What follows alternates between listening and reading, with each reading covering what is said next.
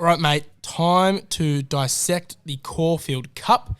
Of course, the big lead into the Melbourne Cup in a couple of weeks' time. You know, if you're not performing well here, very rarely do you perform well in the Melbourne Cup, because if you're not getting to the 2,400 metre trip, you're not going to be getting to the 3,200 metre trip in a couple of weeks, eh? 100%. Yeah, this is going to be a big one looking into the Cup. So, yeah, very excited. Caulfield Cup Day is always a good day, so I'm keen. 100%. One of the big three, slowly becoming the big four in Australia with the Everest, but the big three, Caulfield Cup, Cox Plate, Melbourne Cup, they all happen within a couple of weeks of each other. Very rare do you see horses running all three. Often the big Triple Crown is the big goal for these middle distance staying horses. Obviously, they usually happen over the space of a couple of years, but Gold Trip last year tried to do all three. Ran pretty decently in all three. Won the Melbourne Cup, second in the Caulfield Cup, and ran pretty good in the Cox Plate. Going to try and do the same thing this year. We'll discuss that, whether or not he's going to be a chance. But do you think there will be a Caulfield Cup, Melbourne Cup double winner? Or do you think that we should be staying away from that market? Bookies love to pump you with that market, but should we be having a play on anyone? Or the only one I would have a play on would be Francesco Guardi for the odds you could probably get on it, I think. Well, what's he paying? I think he's paying $16, $17 in this race for the Caulfield. And then that's probably the best value one, I'd say. I'd say Gold Trip I'd probably stay away from personally, because I think the money's probably not there. But, yeah, it's pretty unlikely to see the double. But, look, I'd be happy to see it. Yeah, fair enough. Last year, of course, won by Durston, not lining up as he has since retired. Second was Gold Trip. So, I mean, it's always a very entertaining race, usually a pretty stacked field. This year, I'm not so sure if it's been as stacked in the last few years, but still, strong quality field that they've assembled. 18 runners that should have a decent chance of winning. There aren't a lot of horses you can completely put a pen through here. What do you think of the field in general? Yeah, there's good value chances out there, so you can have one or two plays definitely on this race. Yeah, I'm definitely keen to have a punt. But yeah, I think value is probably the play here, I think, personally. 100%. We'll discuss that when we go runner by runner, because just like we did in the Everest, just like we're going to do in the Cox Plate, the Melbourne Cup and the Golden Eagle, we're going to go runner by runner and sort the pretenders from the contenders punters. So we're going to tell you exactly who can win, who can't win, and why. Okay? So that's what we're going to do runner by runner. We'll go 1 to 18. But first, Nick, let's go through the key stats that you need to know before making your tip in the Caulfield Cup. So you got 5 out of the last 11 winners have been internationally trained. Yes, a lot of international raiders head over come Cups time, and they're often quite a bit better than our Aussie counterparts. You see many of the Melbourne Cup winners, at least in the last few years, if they're not internationally based, they started their careers internationally. So it definitely pays to look for those internationals. Also, 9 out of the last 14 winners have paid over $10. So look for that value, like you said, Nick. 100%. I think that's the way to punt on this race. It's very competitive. A lot of horses are there. This is their grand final for a lot of them. There are some, like we said, will go on for the Melbourne Cup and others. But a lot of them will be targeting this race and will give it everything it's got. So, yeah, I'd go value personally. I don't think anything under $10. Personally, I can be putting comfortable money on. But, yeah. And then the next one, only 5 mares have won this in the last 30 years. That's an interesting one, mate. Yeah, Very Elegant was one of them. That's the only one that comes to mind straight away because I love Very Elegant. But yeah, Montefilia, I think the only mare in the field this year. So she's already up against it there. The fact that, not many of them come and win in the last 30 years, was it, Nick? Only 5. So, yeah. I mean, look for those boys. It's typically a boys' race. Then you've got 94 out of the 144 winners in history punters. So all throughout the Caulfield Cup history, 94 of them have been 5-year-old or younger. And I believe there was some sort of statistic that over half in the last 30 years were 4-year-olds.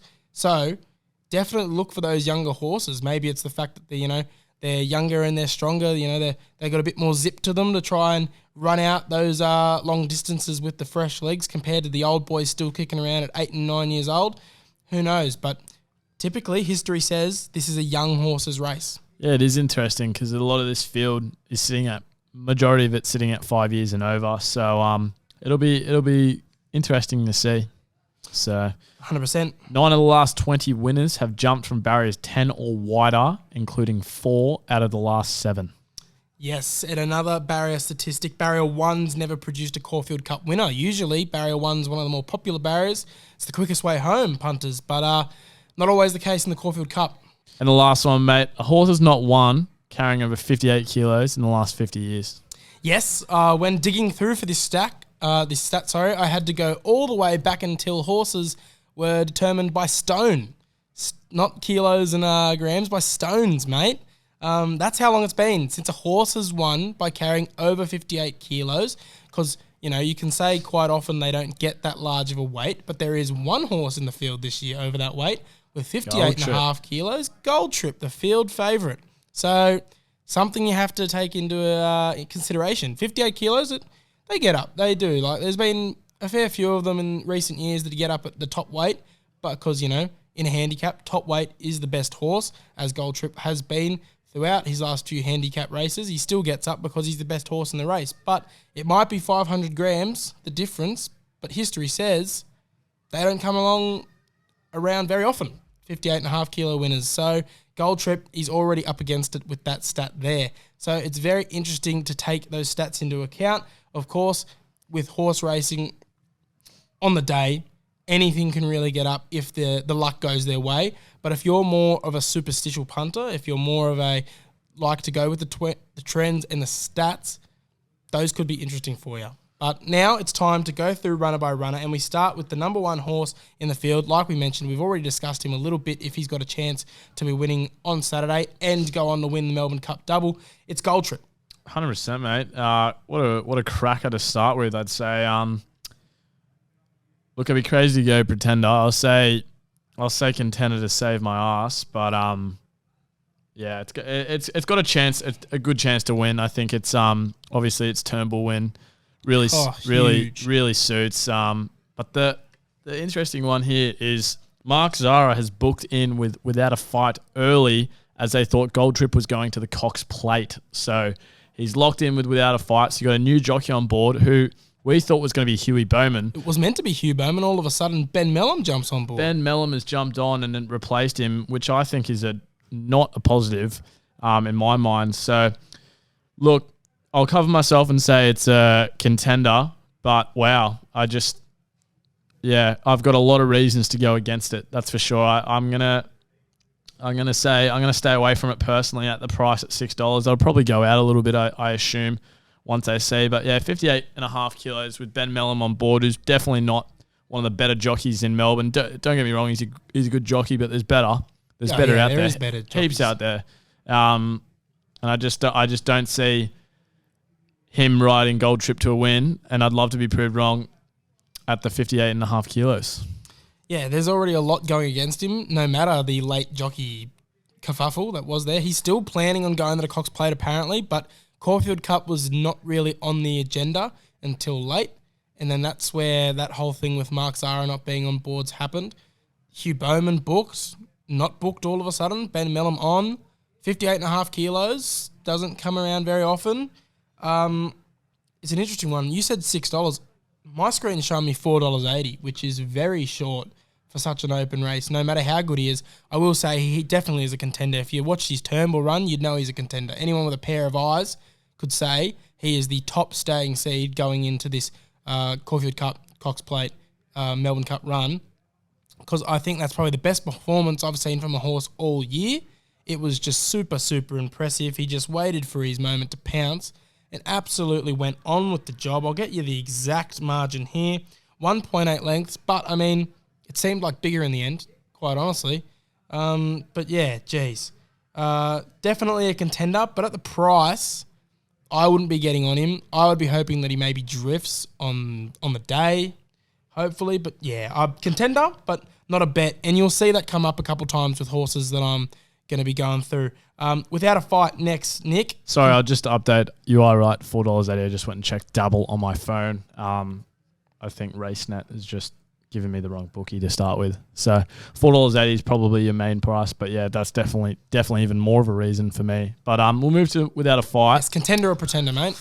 I'll go contender. I think it's a great horse. Mark Zahra obviously has come out publicly and said he reckons when he was making the decision for Gold Trip potentially still coming and Without a Fight, he said in his head he'd worked out Without a Fight is a top 3 chance, if not wins it already as a horse. So that's great for me to look into. He's a great jockey. He really runs well in these big races. Had a great Turnbull, obviously, like we talked about with Gold Trip. Cup last year, obviously, and then he came second last year in the Caulfield Cup. Without a Fight? No, Mark Zahra. Oh, yes. Mark Zahra, of course. Yes. So, definitely, he's in form. Definitely a contender, mate. So I'll take it there. Second up, it's first up run. You could probably forgive, but second up, it's going to look very nice and it's going to be fitter. And yeah, it's definitely a contender. Yeah, 100%. Sorry for that confusion. I thought you were talking about Without a Fight because, as you remember, I was on him in the Melbourne Cup last year, and boy, oh boy, did I have egg on my face. Once the heavens opened up, the rain came down, and it absolutely ruined his run because he's an out-and-out dry tracker, as we found out pretty quickly.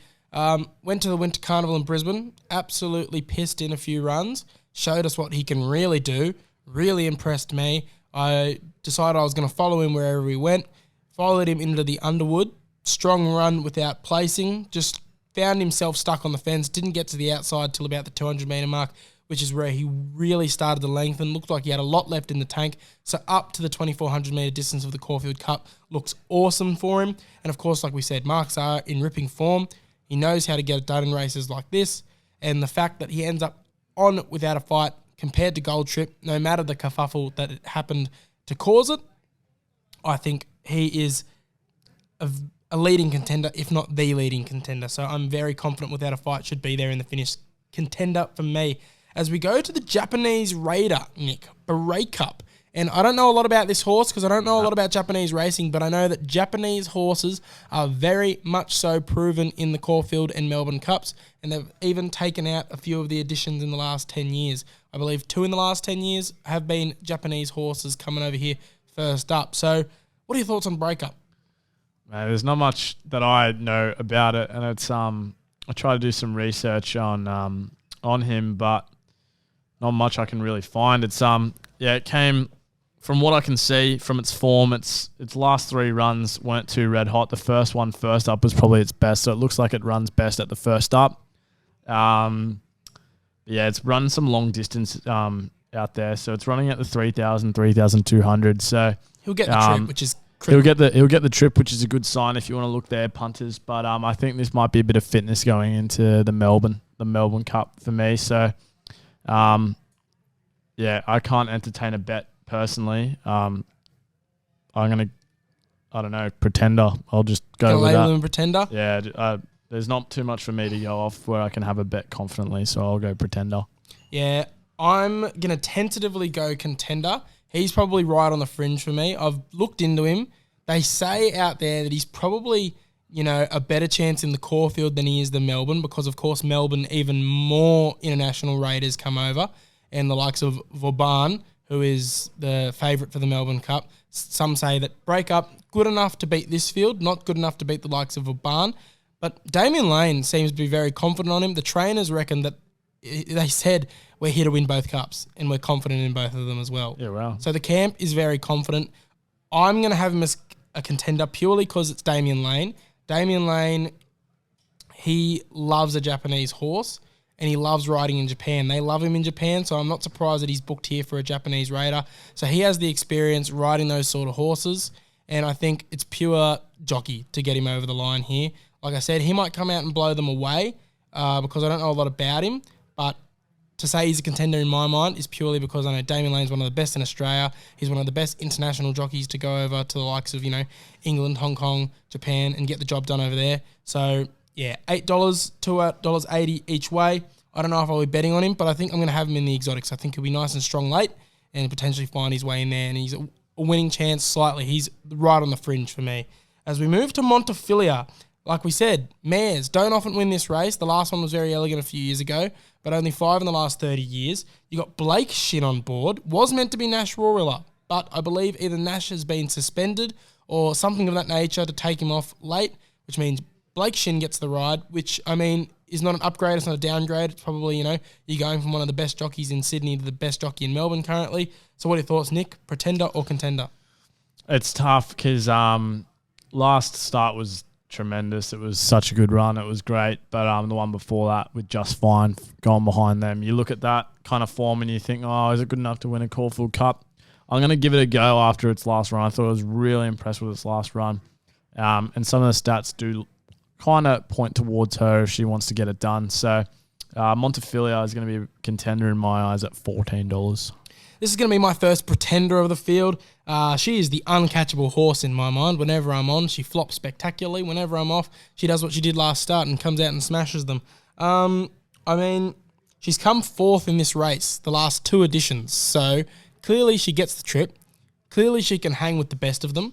But I can't entertain her as a winning chance. She's definitely going to go in my exotics because obviously she can be thereabouts. But I don't know. I can't see her winning. And as much as I like her and I would love to see her get up, can't see her winning, so it has to be a pretender for me. Now we move to 5, Francesco Guardi. This is the interesting one, mate. $19 currently, $5 to place. What are your thoughts? Contender or pretender on the Guard? Contender. I think it's been really looking for this race, leading up for the distance. Ran 7th, I think, in the Turnbull.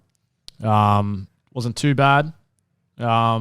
It's just it's been extra 400 meters here. It's got the fitness. It's actually had probably the perfect prep in order for peak fitness into these runs. And if it doesn't win this one, it can have a crack in the cup. So I'm going to go contender. The only thing that really worries me is the barrier. But J-Mac on board, I think he understands the plan. And, Francesco Guardi's a definite contender. Yeah, contender for me. We've been saying all spring long, he's getting ready for the Cups. All 3 of his starts so far this prep have been playing without really doing anything, but he was just purely stepping up in distance every start, gaining that fitness for this race and the Melbourne Cup.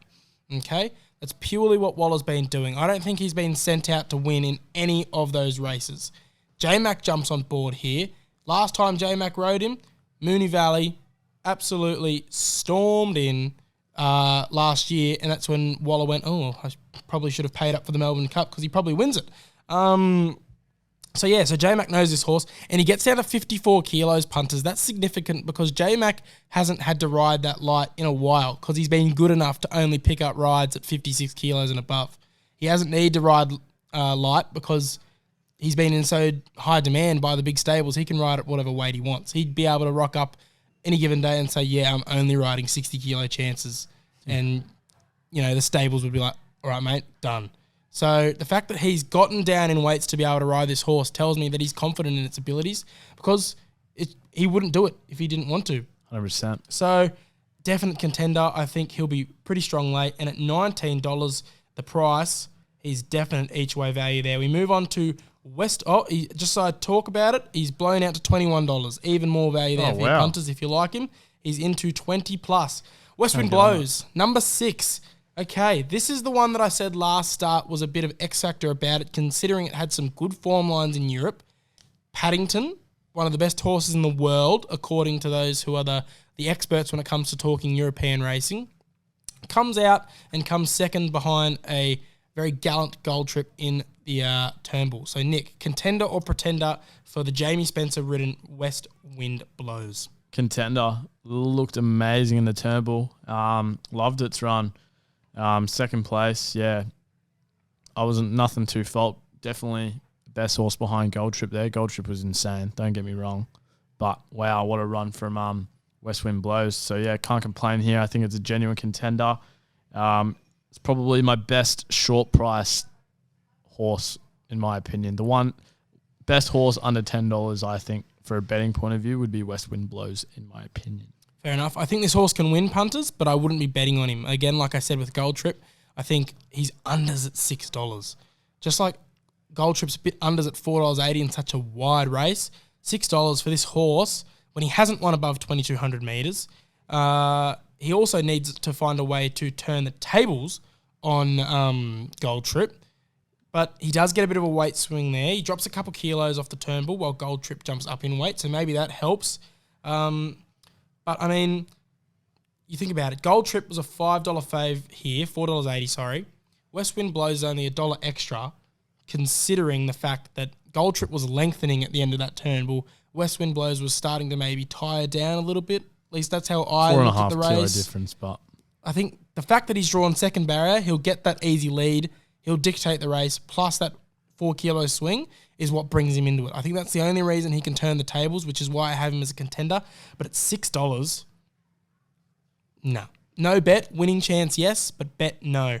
So we move to nonconformist. I've got him as a pretender. Boy, I wish I could have him as a contender. I love this horse, but he's proven time and time again he can't hang with the big boys. yeah, can't do it. Is that all you got to say about nonconformist? Yeah. Fair enough. We move to Sulcombe. Yeah, interesting one, this one. It was definitely a bit of a forgotten horse. Just everyone kind of hopped off, and then it had that first win down in Melbourne, and it's ran pretty decent since. Came third, obviously, in the same Turnbull Stakes that we're looking at for a lot of form here. Yep, 1.75 lengths. Yeah, definitely contender. But yeah, probably a bit short as well. I don't know about that. I don't know. I think he's justified at a price of $6. I think he's right around the mark compared to a West Wind Blows because he was only going late. These are his sort of races where he likes this sort of distance, the 2,400 and above. That's what he was brought here to do. Remember last year when he came out Melbourne Cup week and absolutely smashed them and immediately firmed into Melbourne Cup favouritism for this year? While that was a bit of an overreaction from the market, I mean, it's because he showed us what he can do over the long distances. And again, similar to Francesco Guardi, he's just been getting stepped up in distance as he goes. I don't think anyone expected him to win first up, especially at the distance he was at. I think he was only at 1,700, whereas he is much better at 2,300, 2,400 and above. Before then, he hadn't won at anything below 2,300. Okay? So he's an interesting one, but we know he's probably going to miss the start. We know he's probably going to go quite a far back because that's just the way he operates, but he's got the turn of foot to be able to catch him in the end. The barrier 6, probably perfect. If he had barrier 1, he probably gets shuffled really far back. But Craig Williams, he can be a bit proactive here, try and get some cover, maybe not finish completely last in the run as well. So, I don't know. If you leave him out of your exotics, I think you're a crazy man. I think he's going to be storming home into that top 4. Whether or not he gets over the top of them for the win remains to be seen, but he's definitely a contender. As we move to number 9, Duke de Sessa, Mayor and Uses Train, John Allen Ridden, $31 to win currently. What are your thoughts, Nick? Pretender. I don't really want to waste my time. Don't want to waste your time with Duke de Sessa. Yeah, I don't know. This is a weird horse. Like, he came over with a lot of hype around him, especially after, running a really strong Doncaster Mile without really threatening. I know 10th out of 14 doesn't read well, but he was good. He chased steadily. He was strong late. And that's really been his MO of late. Chasing late, not really doing much. So I think, he's got 2 wins at the distance. He can get it done just about every single weather conditions. So I was about to say, the Doncaster Mile, he probably just handled the track conditions the best. It was a heavy 9. Yeah, potentially. I don't know. When you look at him... Still came 8th out of 20. Yeah.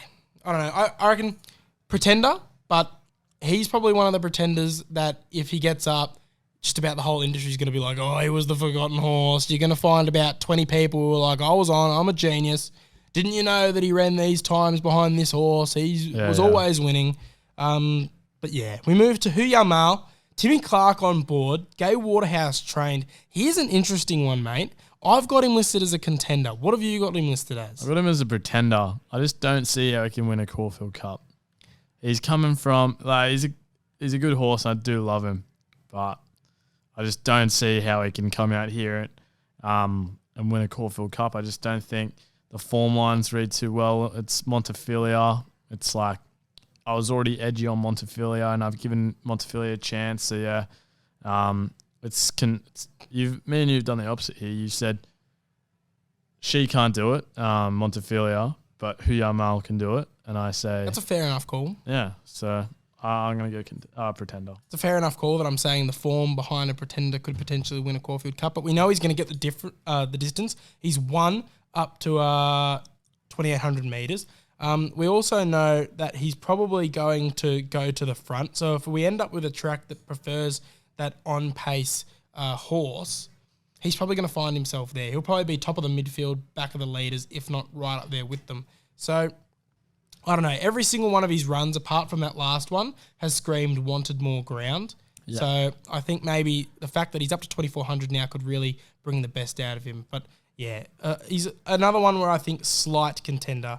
As we move to 11, Right You Are. Another one that I've got as a pretender, but boy, I wish I could have him as a contender because I love him to bits, but I just don't think he's a Caulfield Cup winning horse. Yeah, 100%. I think a lot of these next ones are going to be pretenders, in my opinion. Mark my words, Right You Are is going to win a good race one day, but I just don't think it's going to be a Caulfield Cup. No. Because he's gutsy. He's going to be there or thereabouts. If you want a roughie old, to throw man. in your... I don't know. If you want a roughie to throw into your first fours, chuck him in, but I just don't think...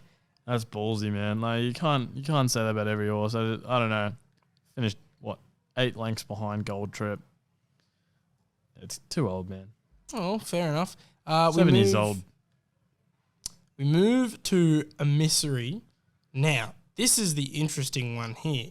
100 to 1. Like, he's 100 to 1.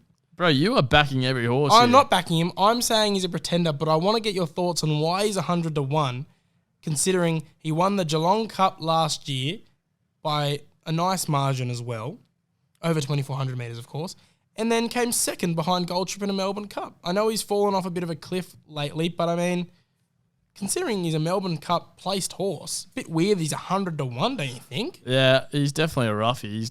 I would have had him at 40s, but yeah, still no chance. Like that's all I wanted to talk about. I don't think he's going to win, but I just think the market's a bit weird there, man. I reckon every horse so far can win and is your best pretender. That's what I've heard so far. Okay.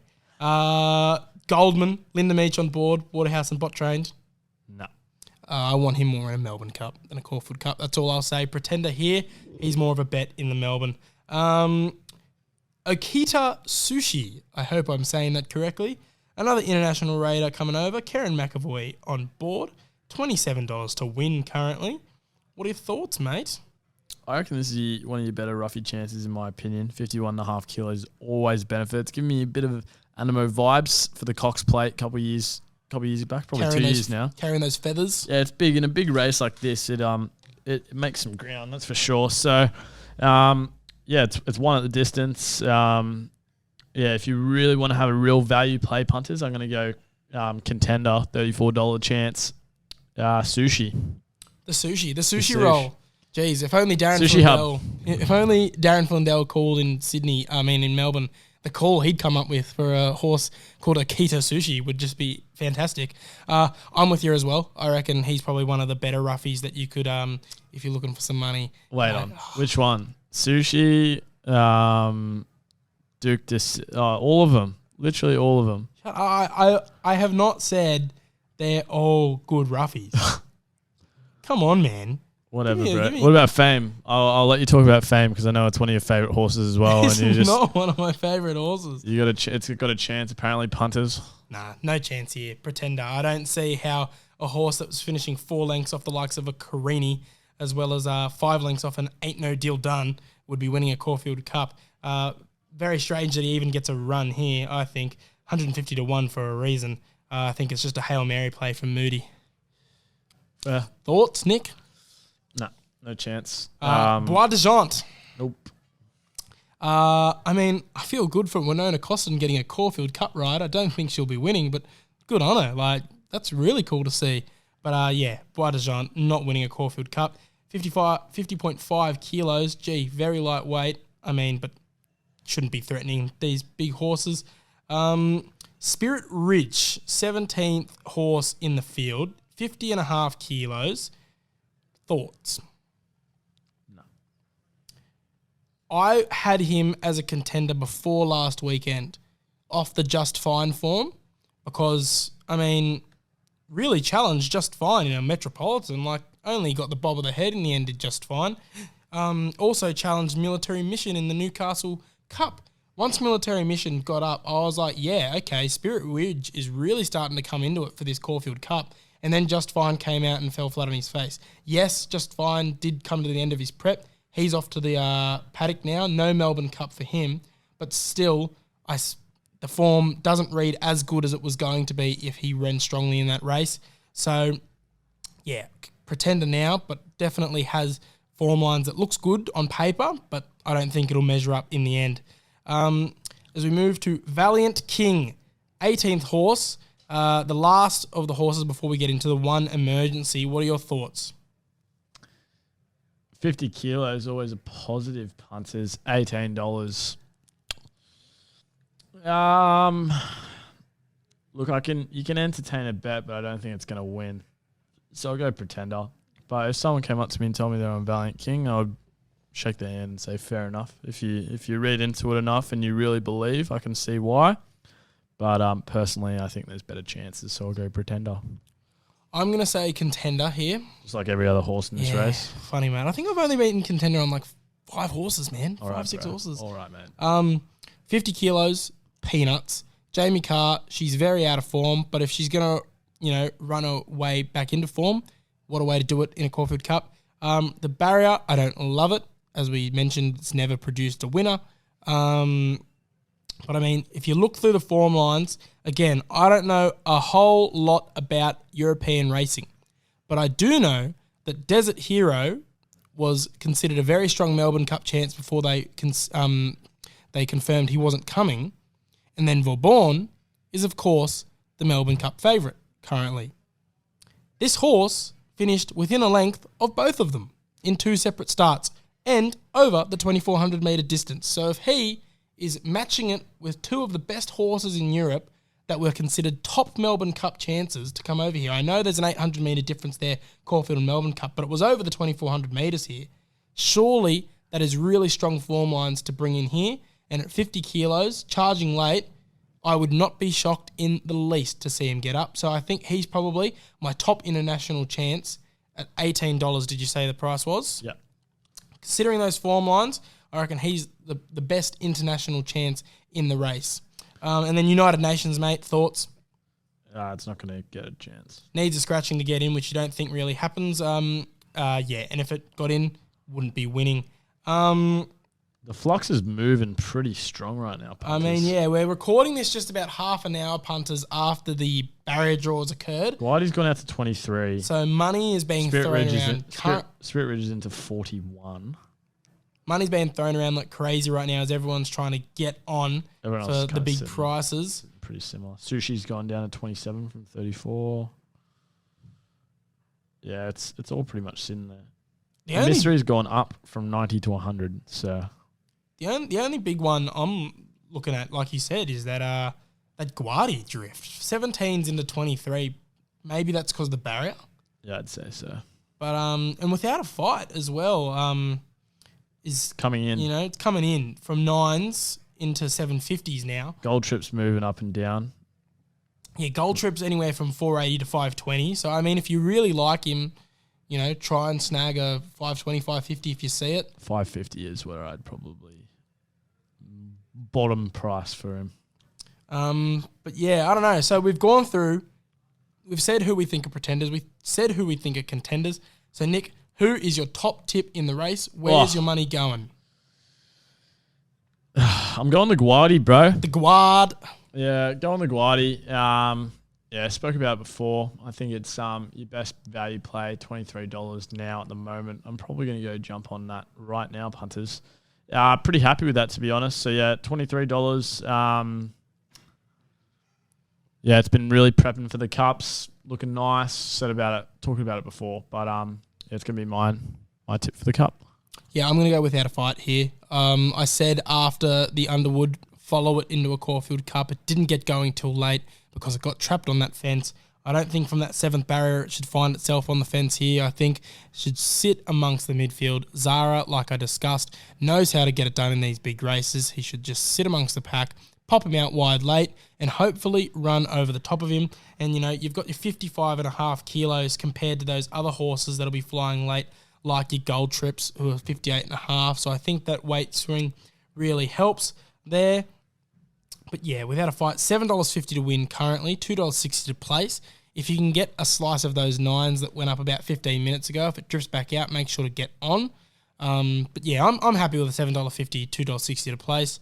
I think that's about where I'd have him because I think he is one of the top chances. But like I'm struggling to see how there's a $4.80 favourite in this race. I know Gold Trip's run in the Turnbull was good, but I mean it's just so wide. It's such an open race. I mean Gold Trip might come out and win by 3 and justify the price, but it's these cups are where you get the value, and $4.80.